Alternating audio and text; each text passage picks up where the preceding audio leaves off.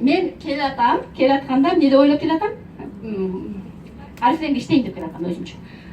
Бул болсо кирди, стройкага кирди, Подмосковьга барып стройкага кирди. А мен бул жакта Москвада иш издеп жүрөм.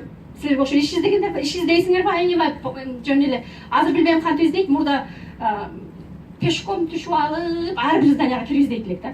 Ушундай жакшы заман болчу, азыр пешком жүргөнгө да мүмкүнчүлүк жок, азыр вообще жок да.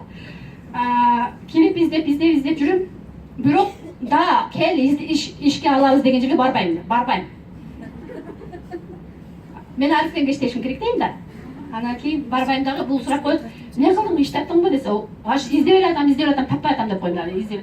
Ошентип жүрүп анан кийин бир күн кой, эмне болсо дагы көбүрөөк акча төлөй турган $1,5 миң аябай тогда аябай көп акча болчу. Укула, силер ушул жерди түшүнүшүңөр керек.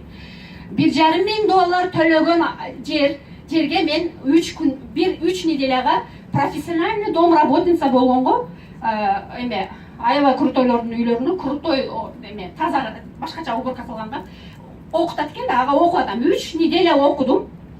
3 неделя окугандан кийин менин резюмемди уже отправить этиш керек эле работодательдерге. Берип атат, мен резюмемди бербейм да, даже ошо $1,5 миң барбайм. Айына бир неделеде 2 жолу эле бара турган. Ошого барбайм дагы, мен арифтенге иштешим керек деп ойлойм да өзүмчө. Аны ошентип жүрүп издеп жүрүп, анан бир күн нары жака барбай чурка эле бул жака кирип келе бердим.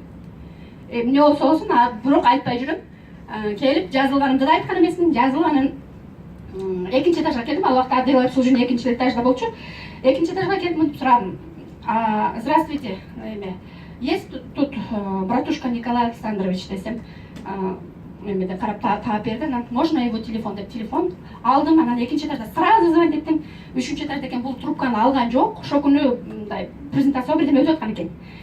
Трубканы алган жок. Анан мен болсо, албасаң алба деп, анан көрөбүз. Үчүнчү этажга бир чыгайынчы деп, үчүнчү этажда презентация өттүк.